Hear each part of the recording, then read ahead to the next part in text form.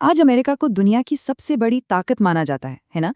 लेकिन सोचकर हैरानी होती है कि इसका नंबर 1 बनना कोई तय बात नहीं थी। सच तो यह है कि इसकी खोज के 100 साल बाद भी उत्तरी अमेरिका के ज्यादातर हिस्से को एक बेकार जमीन से ज्यादा कुछ नहीं समझा जाता था। तो सवाल यही उठता है कि एक महाद्वीप जिसे शुरुआत में पूरी तरह नजरअंदाज कर दिया गया था, वो दुनिया की सबसे बड़ी सुपर पावर बना कैसे? ये कहानी किसी थ्रिलर से कम नहीं है। तो चलिए इसके पन्ने पलटते हैं और देखते हैं। अमेरिका के इस जबरदस्त उदय को समझने के लिए हमें पहले ये जानना होगा कि आखिर इतने लंबे समय तक इसे अनदेखा किया ही क्यों गया था। तो ये कहानी शुरू होती है क्रिस्टोफर कोलंबस से। वो निकले तो थे भारत के लिए एक नया समुद्री रास्ता खोजने, मसालों के लिए, लेकिन पहुंच गए कैरिबियन द्वीपों पर। अब मसाले तो मिले नहीं, लेकिन जब उन्होंने वापस जाकर स्पेन के राजा और रानी को सोने की कहानियां सुनाई, तो बस यूरोप का ध्यान हमेशा के लिए बदल गया।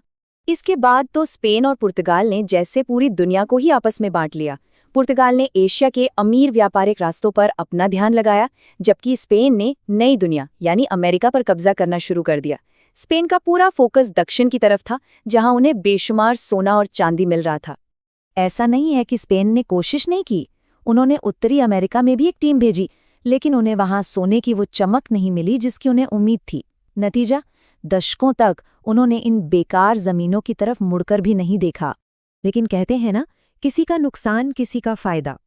जहां स्पेन को कुछ नहीं दिखा, वहीं बाकी यूरोपीय ताकतों को एक बड़ा मौका नजर आ रहा था। अब कहानी उस मोड़ पर आती है जहां एक नए देश की नींव रखी जाने वाली थी। धीरे धीरे अंग्रेज और फ्रांसीसी भी उत्तरी अमेरिका में आकर बसने लगे। लेकिन जरा इन आंकड़ों पर नजर डालिए, ये सच में चौंकाने वाले हैं। ब्रिटिश कॉलोनियों में 10 लाख से ज्यादा लोग थे, और वहीं न्यू फ्रांस में सिर्फ 60,000। ये सिर्फ नंबर नहीं थे, ये एक आने वाले बड़े संघर्ष की आहट थी जो इस महाद्वीप का भविष्य तय करने वाला था। और हुआ भी वही। अंग्रेजों ने फ्रांसीसियों को वहां से खदेड़ दिया और एक बहुत बड़े इलाके पर अपना कब्जा जमा लिया। लेकिन जीत कभी सस्ती नहीं होती। युद्ध के बाद ब्रिटेन पर भारी कर्ज चढ़ गया और उसे चुकाने के लिए उन्होंने अपनी ही कॉलोनियों की तरफ देखा। ब्रिटेन ने कॉलोनियों पर एक के बाद एक नए टैक्स लगाने शुरू कर दिए, जिससे वहां के लोग भड़क उठे। उनका सवाल सीधा और साफ था, अगर सरकार में हमारी कोई आवाज ही नहीं है, तो हम टैक्स क्यों दें? ये असहमति देखते देखते एक क्रांति की आग में बदल गई। 1776 में अमेरिकियों ने स्वतंत्रता की घोषणा करके पूरी दुनिया को हैरान कर दिया। एक लंबे और मुश्किल युद्ध के बाद उन्हें जीत तो मिल गई, लेकिन शांति कायम करना और भी मुश्किल साबित हुआ। उनकी पहली सरकार बुरी तरह फेल हो गई, जिसके बाद 1789 में एक नया क्रांतिकारी संविधान बनाया गया, जिसने एक मजबूत सरकार की नींव रखी। तो संयुक्त राज्य अमेरिका का जन्म हो चुका था, लेकिन यह अभी भी अटलांटिक महासागर के किनारे तक ही सीमित था। अब शुरू होता है कहानी का अगला अध्याय, इसके अविश्वसनीय फैलाव का सफर। एक ऐसी कहानी जो इस महाद्वीप का नक्शा हमेशा के लिए बदलने वाली थी। और इसकी शुरुआत हुई इतिहास की शायद सबसे बड़ी रियल एस्टेट डील से। हुआ ये कि फ्रांस में नेपोलियन को अपने युद्धों के लिए पैसों की सख्त जरूरत थी, तो उसने पूरा का पूरा लुइसियाना क्षेत्र, एक बहुत ही विशाल भूभाग, सिर्फ $1.5 करोड़ में अमेरिका को बेच दिया। बस एक ही रात में देश का आकार दोगुना हो गया। इस एक डील ने एक बहुत ताकतवर विचार को जन्म दिया, जिसे मैनिफेस्ट डेस्टिनी कहा गया। ये सिर्फ जमीन के बारे में नहीं था, ये एक विश्वास था कि अमेरिका को ईश्वर ने चुना है कि वो पूरे महाद्वीप में अटलांटिक से लेकर प्रशांत महासागर तक फैले। और हर 20 साल में दोगुनी हो रही आबादी ने इस विश्वास को और भी पक्का कर दिया। चलिए देखते हैं कि ये सब हुआ कैसे और कितनी तेजी से। लुजियाना के बाद 1819 में स्पेन से फ्लोरिडा ले लिया, फिर 1845 में टेक्सास देश का हिस्सा बन गया, और आखिर में मेक्सिको के साथ युद्ध और संधियों के बाद अमेरिका प्रशांत महासागर के तट तक पहुंच गया। 50 साल से भी कम समय में जो कभी एक सपना लगता था, वो हकीकत बन चुका था। लेकिन इस शानदार विस्तार के पीछे एक बहुत गहरा और खतरनाक अंधेरा छिपा हुआ था। एक ऐसा मुद्दा जो देश को अंदर ही अंदर खोखला कर रहा था। वो मुद्दा था गुलामी का।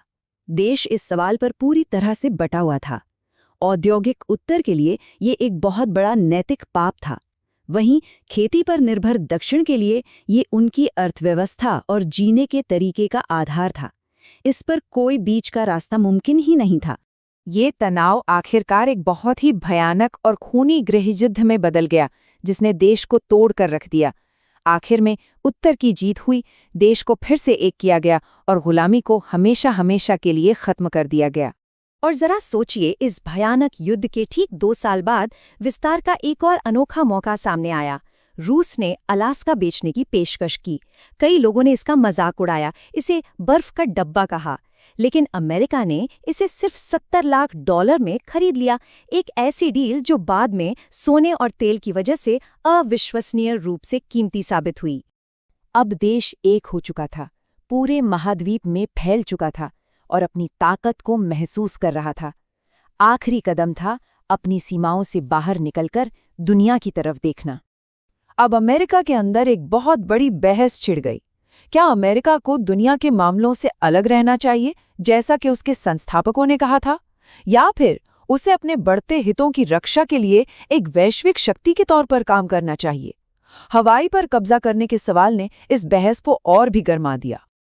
और इस बहस का अंत जल्द ही एक्शन से हुआ। 1898 में स्पेनिश अमेरिकी युद्ध ने अमेरिका को क्यूबा और फिलीपींस जैसे विदेशी इलाकों पर कंट्रोल दे दिया। हवाई पर भी औपचारिक रूप से कब्जा कर लिया गया। एक ताकतवर नौसेना बनाई गई और पनामा नहर का काम शुरू हुआ ताकि ये नई नेवी 2 महासागरों के बीच तेजी से आ जा सके। और ये स्लाइड इस पूरे सफर का निचोड़ है।